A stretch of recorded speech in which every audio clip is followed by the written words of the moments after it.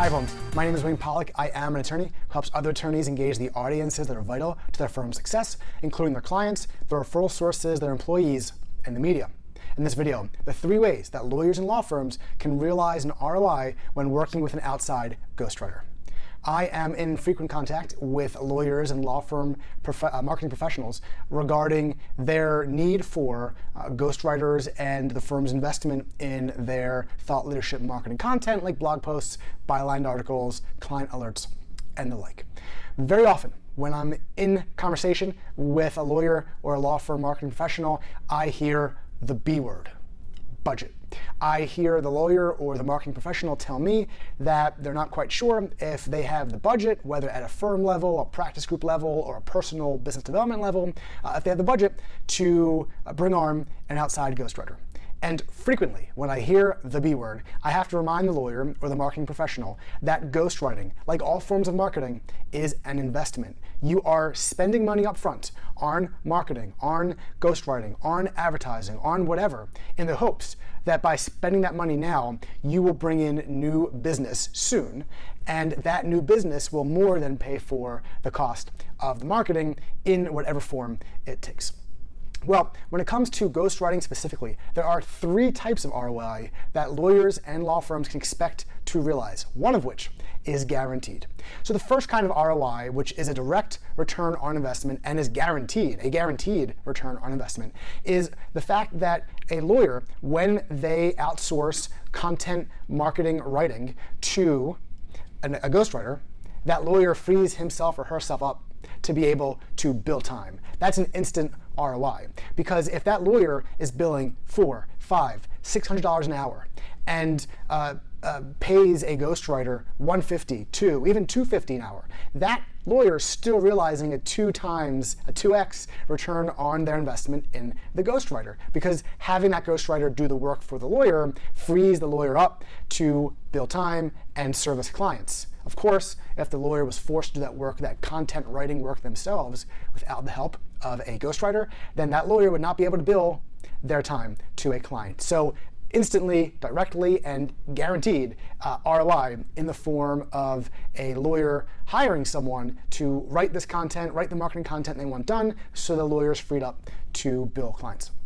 The second kind of ROI is, again, a direct ROI, but it's not quite guaranteed. And that is when a piece of content, whether it's an article in an industry trade publication or a client alert, or maybe it's an ebook or some kind of free guide or checklist, if some piece of content is directly responsible for bringing in a new client. The client sees the article either in that industry trade publication or that publication's website. Maybe they see that article on LinkedIn or what have you.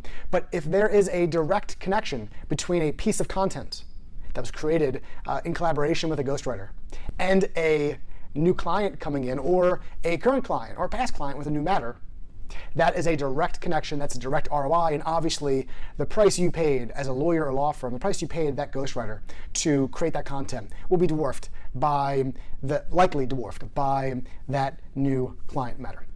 So we have guaranteed ROI in the form of lawyers billing time when they could have otherwise been writing this content. And then we have the second kind of direct ROI, which is when a piece of content leads to a new business, a new piece of business, a new matter, a new client. The third and final ROI, at least for the purposes of this video, is a little bit more indirect, but I think it's just as important to note. And that is what I would call the cumulative effect of content. When you are working with a ghostwriter, over time, you are going to amass a body of work that is going to be more robust than what you would likely be able to create on your own, because you have other commitments you have to honor.